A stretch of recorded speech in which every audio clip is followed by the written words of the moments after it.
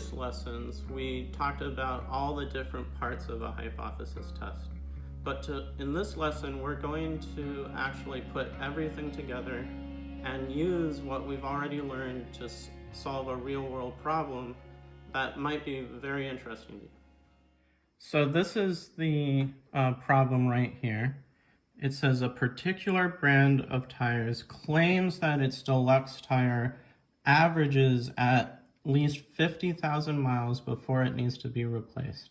So since this is the claim right here, we know that this is the null hypothesis, that the tires can last at least 50,000 miles. From past studies, the standard deviation is known to be 8,000 miles. So that means we're going to assume the population standard deviation is the 8,000 miles. Then they test this with a survey of owners that of the tire design is conducted. And from the 28 tires surveyed, so this is the N, the mean lifespan was 46,500.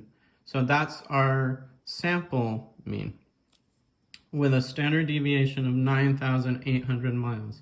Now the thing is, we only need one. We either need the population standard deviation or the sample standard deviation, and it's better to use the population standard deviation. And the problem gives us our alpha. Our alpha is going to be 0.05. So first we want to state our hypotheses. So as we already said, the null hypothesis is that the mean is going to be greater than or equal to 50,000 miles. So the alternate hypothesis is going to be the opposite. So the opposite of greater than or equal to is less than. So our alternative hypothesis is less than 50,000 miles. And we already know that the alpha is 0.05.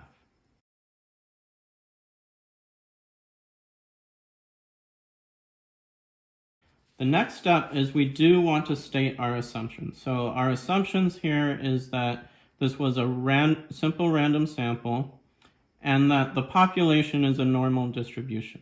It doesn't say these things in the problem, but these are reasonable things to assume. Next, we want to compute the test statistic.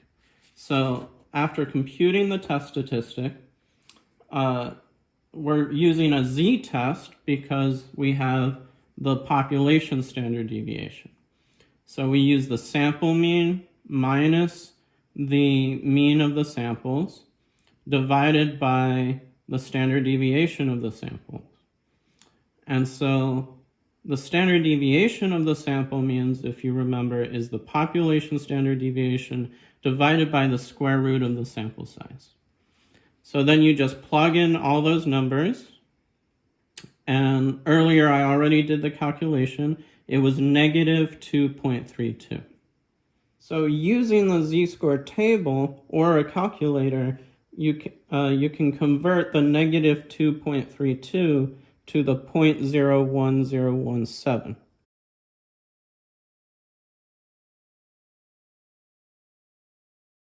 So the final step is to write our conclusion. And so what we notice is that our p-value, which is rounded to 0.01, is less than our alpha value, which is 0.05. So that means that we reject the null hypothesis, and we can say that there is significant evidence that the average miles before a tire needs to be replaced is less than 50,000 miles. So in conclusion, the brand's claim is wrong.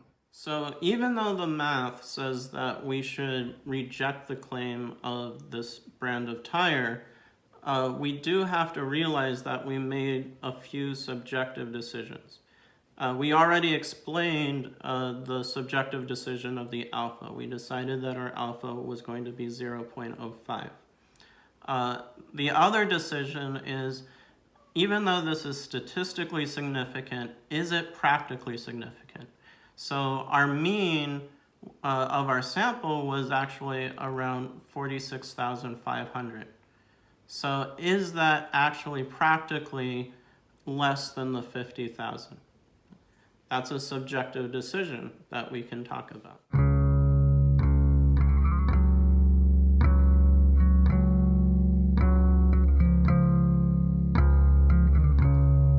for watching my video.